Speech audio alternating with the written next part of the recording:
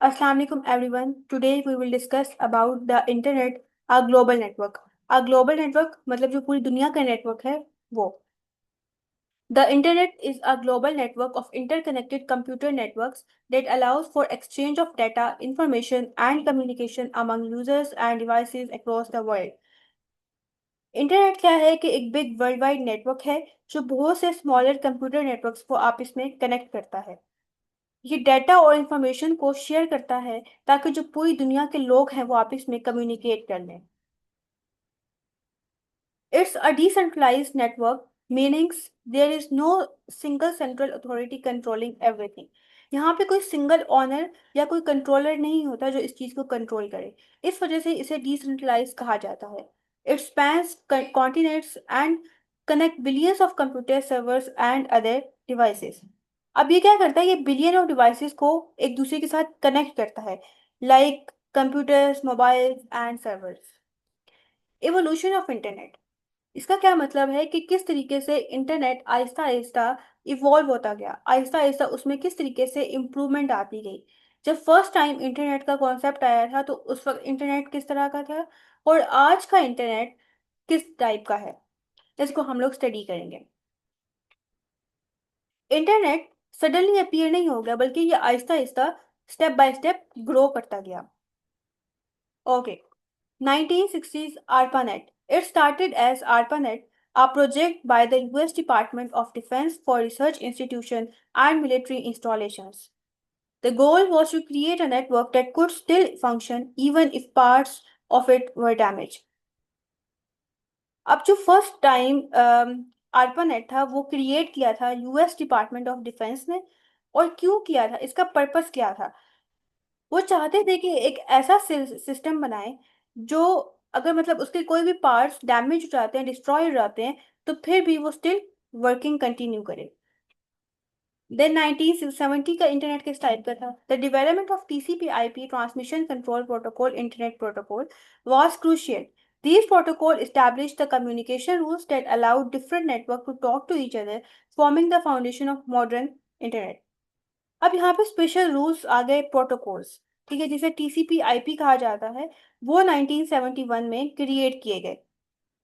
अब TCP IP ने इस चीज को पॉसिबल किया फॉर डिफरेंट नेटवर्क्स कि वो आपस में कनेक्ट और कम्युनिकेट करें एक दूसरे के साथ, forming the foundation of the modern internet.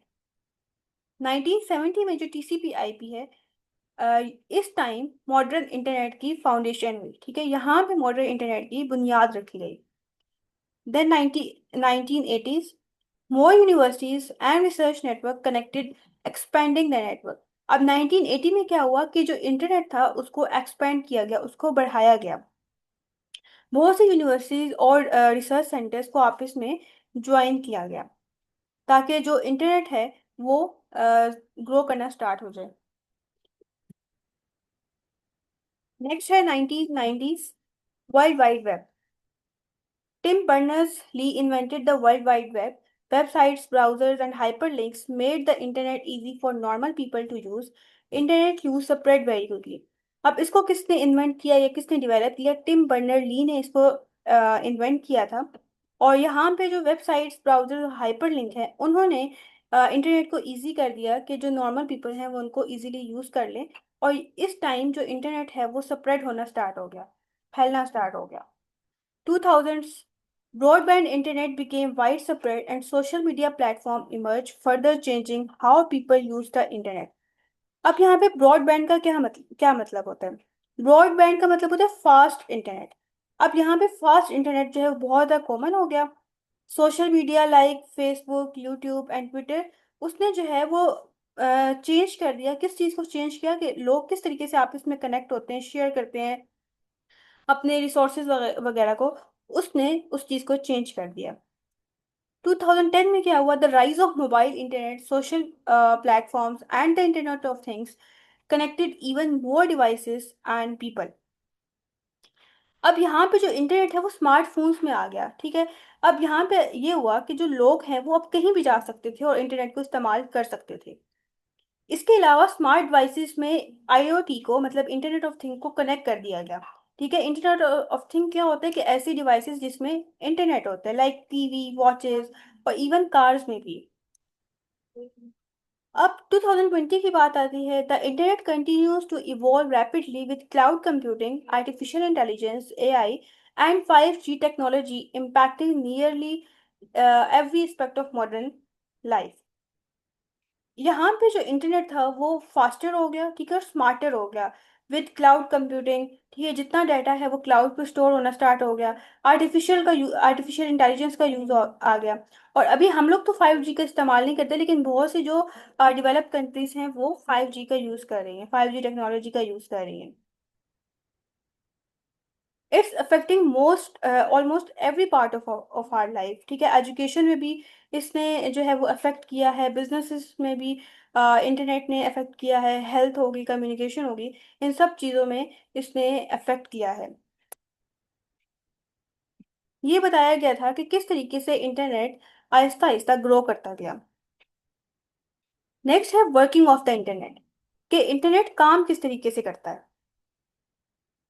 The internet works using a system called packet switching. ठीक है, अब ये पैकेट स्विचिंग को यूज करता है। ठीक है, और पैकेट स्विचिंग के थ्रू जो है वो ये वर्किंग कर रहा होता है। हम पैकेट स्विचिंग को पढ़ चुके हैं कि पैकेट स्विचिंग क्या होता है। अब इसमें इस तरीके से होता है कि एक डिवाइस वन है और एक डिवाइस टू है। डिवाइस वन ने डाटा ट्रांसफर करना है डिवाइस टू को। ठीक है, अब वो किस तरीके से करेगा, बीच में डिफरेंट डिवाइसेस आती हैं, इसके थ्रू इसने डिवाइस टू तक डाटा को ट्रांसमिट करना है। अब यहाँ पे ये होता है कि जो डाटा होता है वो पैकेट्स में कन्वर्ट हो जाता है। पैकेट्स मतलब स्मॉल पीस ऑफ डाटा में कन्वर्ट हो जाता है, डिफरेंट पैकेट्स बन जाते हैं। ठीक है, फॉर एग्जांपल इस डाटा के जो है वो ऑलमोस्ट 4 पैकेट्स बन गए हैं। अभी जो 4 पैकेट्स हैं ये सेपरेटली डिफरेंट डिवाइसेस से होते हुए डिवाइस टू तक पहुंच जाएंगे। ठीक है, फॉर एग्जांपल एक पैकेट नंबर वन है, वो इस रूट से डिवाइस टू तक पहुंच गए। फिर एक और पैकेट है, वो इस पाथ से डिवाइस टू तक पहुंच गया। ठीक है, इसी तरीके से एक और पैकेट है, उसने ये रूट यूज किया है और डिवाइस टू तक पहुंच गया है। डिफरेंट रूट्स को यूज करते हुए डिफरेंट पैकेट्स D2 तक पहुंच जाएंगे। जब वो D2 तक पहुंच गए, ठीक है, पैकेट वन पहुंच गया, फिर उसके बाद फॉर एग्जांपल पैकेट थ्री पहले पहुंचा, फिर पैकेट टू पहुंचा, फिर पैकेट फोर पहुंचा। अब ये अपने राइट ऑर्डर में नहीं है, लेकिन जब वो डेस्टिनेशन तक पहुंच जाते हैं तो फिर वो अपने राइट ऑर्डर में कन्वर्ट हो जाते हैं। ठीक है, अपने ओरिजिनल फॉर्मेट में कन्वर्ट हो जाते हैं, फिर एक प्रॉपर एक डाटा बन जाता है। अब इसको स्टडी करते हैं, इसके डिफरेंट स्टेप्स हैं। डाटा इज डिवाइडेड, सबसे पहले डाटा को डिवाइड किया जाता है। When you send information like an email or browse a web page, your data is broken down into small chunks called packets। अब क्या होता है कि जब डाटा डिवाइस वन के पास है और वो चाहता है कि वो डिवाइस टू तक सेंड करे या ट्रांसमिट करे, तो पहले क्या होता है कि डाटा को डिवाइड किया जाता है। ठीक है, छोटे छोटे पीसेस में डिवाइड किया जाता है जिन्हें पैकेट्स कहा जाता है। पैकेट्स आर राउटेड, इसका क्या मतलब है, each packet has an address label like the destination. ठीक है, हर पैकेट के पास अपना एक एड्रेस होता है कि उसने कहाँ पे जाना है, उसका डेस्टिनेशन क्या है। Router and switches work like the traffic police guiding the packet along the best path. अब यहाँ पे राउटर और स्विचेस जो है वो किस तरीके से काम कर रहे होते हैं, ट्रैफिक पुलिस की तरह काम कर रहे होते हैं, कि जो पैकेट्स को गाइड करते हैं कि कौन सा बेस्ट पाथ है, किसके थ्रू वो डेस्टिनेशन तक पहुंच सकते हैं। Sometimes packets from the same message में टेक डिफरेंट रूट्स। ठीक है, अब एक ही मैसेज है, उसके डिफरेंट पैकेट्स हैं और वो डिफरेंट रूट्स या डिफरेंट पाथ को यूज करते हुए डेस्टिनेशन तक पहुंचेंगे, but all they and up at the same destination. लेकिन जब सब अपने लेकिन आखिर में सब सेम डेस्टिनेशन पे पहुंचेंगे और उसके बाद दोबारा से अपने ओरिजिनल फॉर्मेट में कन्वर्ट हो जाएंगे। पहले पैकेट्स में कन्वर्ट हुए थे, लेकिन अब अपने ओरिजिनल डाटा में कन्वर्ट हो जाएंगे। Then protocol ensure delivery. Protocols like TCP/IP ensure that these packets are packaged, addressed and transmit correctly। अब इसमें जो है वो प्रोटोकॉल्स का यूज किया जाता है, जिस तरीके से यहाँ पे है TCP/IP, जो इस चीज को मेक श्योर करते हैं कि जो पैकेट्स हैं वो पैकेज्ड है। पैकेज का मतलब होता है रैप हुए हुए हैं। ठीक है, एड्रेस है, ठीक है, उसके ऊपर जो है वो एक लेबल लगाया जाता है कि उनका डेस्टिनेशन कहाँ क्या है, उन्होंने कहाँ पे पहुंचना है। एंड ट्रांसमिट करेक्टली, और उसके बाद वो इस चीज़ को मेक श्योर करते हैं कि जो पैकेट्स हैं वो ट्रांसमिट करेक्टली जो है वो ट्रांसमिट हो गए हैं। The TCP part ensure reliable delivery and reassemble the packets in the correct order at the destination. इसके बाद क्या होता है कि TCP इस चीज़ को मेक श्योर करते हैं कि जो इनकी डिलीवरी है वो रिलायबल है, ठीक है, ठीक तरीके से डिलीवर हो गए हैं, और जब वो डिलीवर हो गए हैं, अपने डेस्टिनेशन तक पहुंच गए हैं, तो उसके बाद वो रीअसेंबल भी हो गए हैं। पहले तो वो पैकेट्स में कन्वर्ट हो गए थे, लेकिन अब वो पैकेट्स से दोबारा से अपने ओरिजिनल फॉर्मेट में आ गए हैं। ये इस चीज़ को टीसीपी मेक श्योर करता है।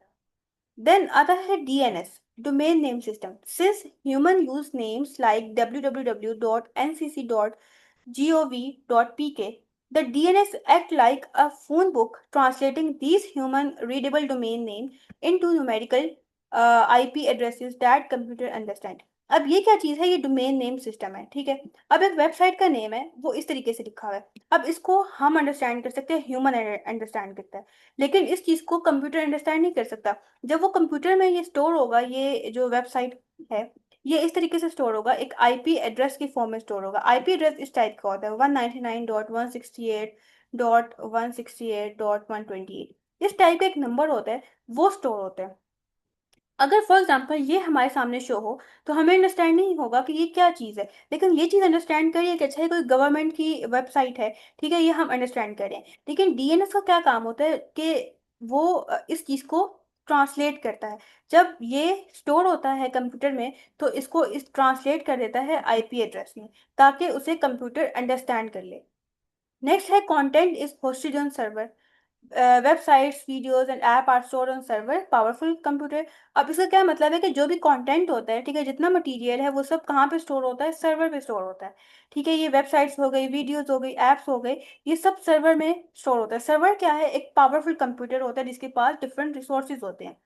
जब आप वेबसाइट को ओपन करते हैं, ठीक है, तो क्या होता है कि जो पैकेट्स होते हैं वो सर्वर के पास ट्रैवल करते हैं, और क्योंकि सर्वर के पास सारा डाटा पड़ा हुआ है, तो वो वहां से जो हमने डाटा सर्च किया होता है उस डाटा को फेच करते हैं। फेच का मतलब होता है लेके आते हैं, ठीक है, और हमें स्क्रीन के ऊपर शो करवाते हैं। नेक्स्ट है OSI model in action. As data travel through the internet, it encapsulated at each layer of OSI model for transmission and decapsulated at the receiving end. अब हम लोग ये ओएसआई मॉडल में पढ़ चुके हैं। इसमें ये होता है कि जितना डाटा है जो इंटरनेट के थ्रू ट्रैवल करने पहले वो इनकैप्सुलेट होता है, ठीक है। फॉर एग्जांपल ये सेंडर है, ये रिसीवर है, इसके पास डाटा है, अब इसने इसको सेंड करना है, ठीक है। अब ये डाटा ट्रैवल करेगा, लेकिन ट्रैवल करने से पहले वो इनकैप्सुलेट होगा। इनकैप्सुलेट का मतलब होता है कि उसको जो है वो एक इन्वेलप में बंद कर देना, ठीक है। मतलब उसका जो ओरिजिनल फॉर्मेट होता है ना, उसको किसी और फॉर्मेट में कन्वर्ट कर देना, ताकि कोई और उसको अंडरस्टैंड ना कर ले, ठीक है। फॉर एग्जाम्पल एक पासवर्ड है, ठीक है, पासवर्ड हो सकता है लाइक Ali 142। अब इसको जो है किसी और फॉर्मेट में कन्वर्ट कर देना, ठीक है, ताकि इस पासवर्ड को कोई और अंडरस्टैंड ना कर ले, ठीक है, इनकैप्सुलेट कर देना। जब यहाँ से अब ये जो डाटा था वो ट्रेवल करके रिसीवर के पास पहुंच गया है। अब रिसीवर क्या करेगा? उस इनकैप्सुलेटेड डाटा को डीकैप्सुलेट करेगा, मतलब उसको ओरिजिनल फॉर्मेट में लेके आ जाएगा, राइट। नेक्स्ट है security measures. Encryption and other security protocols are used to protect data during transmission, ठीक है। इंक्रिप्शन को और मतलब बहुत से सिक्योरिटी प्रोटोकॉल्स है, उनको यूज किया जाता है कि जब डाटा को ट्रांसमिट करना होता है तो उसको ताकि प्रोटेक्ट कर लें। जब रिसीवर तक पहुंचते हैं तो फिर दोबारा से वो डिक्रिप्ट कर लेते हैं, उस डाटा को अपने ओरिजिनल फॉर्मेट में लेके आते हैं, लेकिन इसका यही पर्पस होता है ताकि ये प्रोटेक्ट रहे। आगे ये कंप्लीट हो गया है। The internet is a big system that connects many devices around the world. It follows fixed rules so information can travel quickly and smoothly from one place to another. Internet क्या है? एक big system है जो कि बहुत सी devices को पूरी दुनिया में कनेक्ट करता है। इसके अलावा ये फॉलो कर रहा होता है फिक्स रूल्स, ठीक है, कोई इसके जो है वो स्टैंडर्डाइजेशंस जो है वो फिक्स होते हैं, ठीक है, स्टैंडर्ड्स होते हैं जिसे वो फॉलो कर रहा होता है, ताकि इंफॉर्मेशन जो है वो क्विकली और स्मूथली एक जगह से दूसरी जगह ट्रैवल कर सके। आगे कुछ एडवांटेजेस आ जाते हैं इंटरनेट के, जिन्हें हम वन बाय वन देखते हैं। सबसे फर्स्ट वन है global connectivity. Enable communication and access to information world wide. अब ग्लोबल कनेक्टिविटी क्या है कि ये कम्युनिकेशन को इनेबल करता है, और इसके अलावा इंफॉर्मेशन को एक्सेस करता है। Fast information provide a huge amount of resources and knowledge, ठीक है। अब बहुत सी इंफॉर्मेशन हम लोग इंटरनेट के थ्रू एक्सेस कर सकते हैं। Communication facilitate real time communication and collaboration. अब इसका क्या मतलब है कि हम लोग रियल टाइम कम्युनिकेशन कर सकते हैं और कोलैबोरेशन कर सकते हैं दूसरों के साथ। अब रियल टाइम का मतलब ये है कि हम लोग मतलब इमिडिएटली वो काम कर लें, ठीक है, उसी वक्त वो काम कर लें। अब फॉर हमें फ़ोन कॉल पे हम किसी से बात करें तो हमारी जो कन्वर्सेशन है वो रियल टाइम होगी, लेकिन इन केस हम लोग मैसेजेस पे बात कर रहे हैं तो वो कन्वर्सेशन हमारी रियल टाइम नहीं होगी। ठीक हो गया। अब उसमें ये होता है कि हमने एक दफ़ा एक मतलब पर्सन को मैसेज किया है, अब वो 10 मिनट के बाद रिप्लाई करे, 20 मिनट के बाद रिप्लाई करे, ठीक है, तो वो इमीडिएट रिप्लाई नहीं आता, लेकिन हम फोन कॉल पे फौरन फौरन हमारी जो कन्वर्सेशन हो रही होती है वो होती है। ठीक है, जूम के थ्रू हम लोग एक दूसरे से बात करते हैं, फोन कॉल के थ्रू एक दूसरे से बात करते हैं, तो वो रियल टाइम कम्युनिकेशन हो रही होती है। इसके अलावा e commerce allow online shopping and digital transaction. ठीक है, इंटरनेट के थ्रू हम लोग ऑनलाइन शॉपिंग कर सकते हैं, हम लोग पेमेंट्स ट्रांसफर वगैरह कर सकते हैं। Education support online learning and research, internet जो है वो एजुकेशन में भी हेल्प कर रहा होता है। इंटरनेट बिजनेसेस वगैरह में हेल्प करता है। ठीक है, अब ये प्रोडक्टिविटी को इन्हांस कर रहा होता है। अब प्रोडक्टिविटी का क्या मतलब होता है कि एम्प्लॉयज़ जो होते हैं वो फाइल्स वगैरह बहुत जल्दी जल्दी शेयर कर लेते हैं, ठीक है, ऑनलाइन मीटिंग्स अटेंड कर लेते हैं, कोई भी सॉफ्टवेयर टूल्स वगैरह को यूज़ कर लेते हैं, जिससे टाइम सेव रहता है, इसे कहते हैं प्रोडक्टिविटी। इसके अलावा ग्लोबल रीच आ गए। अब एक स्मॉल शॉप है पाकिस्तान के अंदर जो कि कुछ प्रोडक्ट्स को सेल कर रही है ऑनलाइन। ठीक है, अब ऑनलाइन सेल करिए उन वाले कस्टमर्स को जो यूएसए और यूके में है, वेबसाइट्स और ऐप के थ्रू। ये सब इंटरनेट के थ्रू ही पॉसिबल है। नेक्स्ट है entertainment offers, streaming, gaming and social media. ठीक है, इंटरनेट के थ्रू ही हम लोग गेम्स वगैरह प्ले कर सकते हैं, सोशल मीडिया का यूज़ कर सकते हैं। अब स्ट्रीमिंग का क्या मतलब है? स्ट्रीमिंग का मतलब होता है कि वॉचिंग और लिसनिंग टू समथिंग ऑनलाइन, ठीक है, विदाउट डाउनलोडिंग इट फर्स्ट।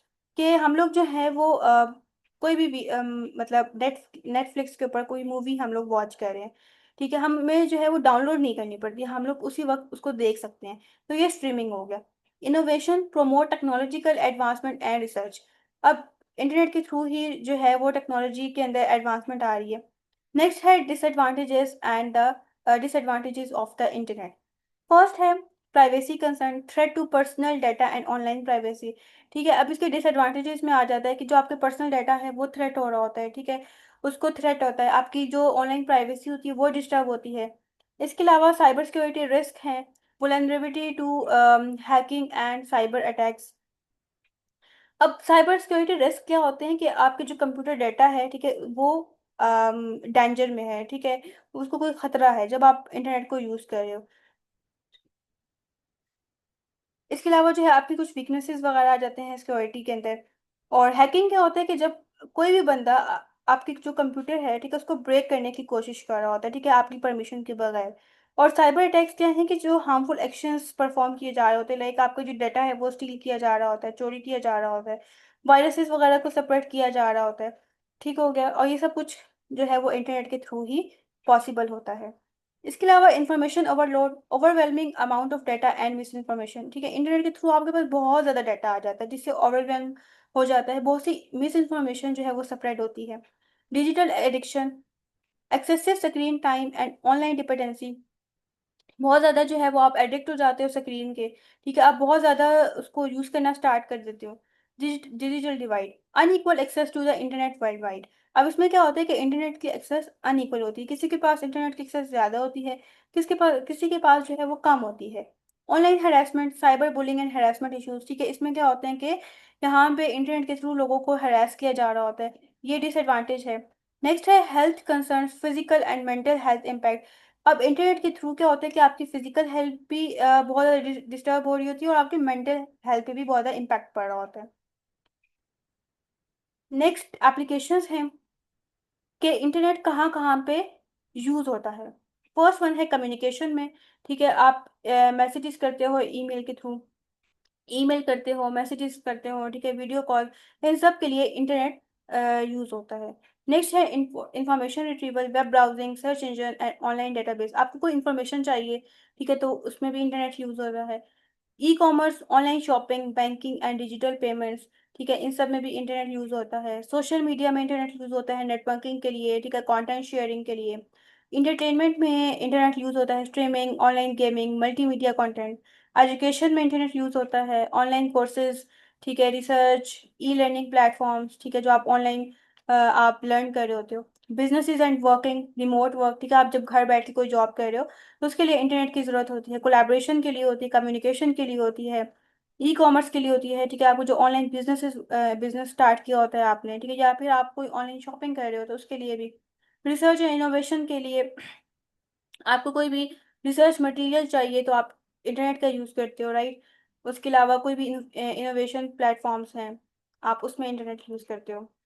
तो ये सब एप्लीकेशन थी कि कहाँ कहाँ पे इंटरनेट यूज़ होता है। ओके, यहाँ पे हमारा यूनिट ख़त्म हो गया है। नेक्स्ट हम लोग जो है वो एक्सरसाइज स्टार्ट करेंगे, MCQs, short questions, long questions. Okay, I hope so आपको आज का लेक्चर समझ आ गया होगा। इन केस आपकी कोई क्यूरी है तो आप कमेंट सेक्शन में लिख सकते हैं।